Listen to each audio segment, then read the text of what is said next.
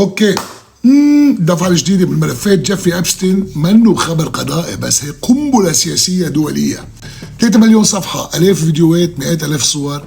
منه ملف، هيدا أرشيف أسرار الدول. هون بتعرف إنه في حدا كان عم يحميه، بعدين بتكتشف إنه في مخطط تنظيمي كامل.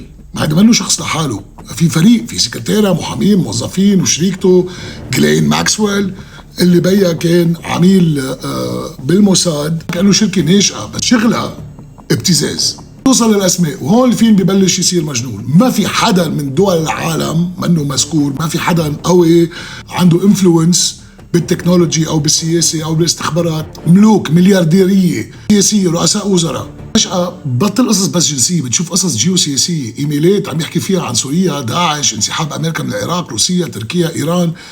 وبعدين بتلاقي له صور هو قاعد بمقرات السي اي اي، حدا عم يطلب منه مساعده لاخراج شخص من سجن بسوريا. ليه ابستين عنده هالنفوذ ومين اعطاه الصلاحيه؟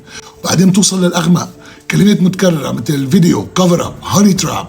يعني منه بس علاقات، في تسجيلات، يعني في ابتزاز، في تقارير وشهادات قديمه بتربط اسمه بشبكات سماسرة سلاح من الثمانينات، ووسطاء دوليين واشخاص مقربين من اجهزه الاستخبارات مثل خاشقجي، عدنان الخاشقجي. وبيتكرر اسم جهاز واحد دايما بالهمس، الموساد.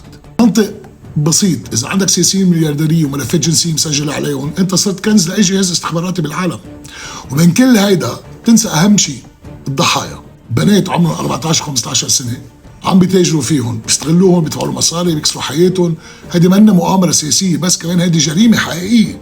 ابستين ما كان مجرد منحرف وغني، لا، كان مفترق طرق بين السياسه، المال، الجنس والاستخبارات. وشبكه بهيدا الحجم ما بتشتغل لحالها. السؤال مش شو عمل ابستين، السؤال الحقيقي مين كان مستفيد انه يضل عايش بفترتها، ومين كان مستفيد انه يسكت للابد على اساس انه انتحر.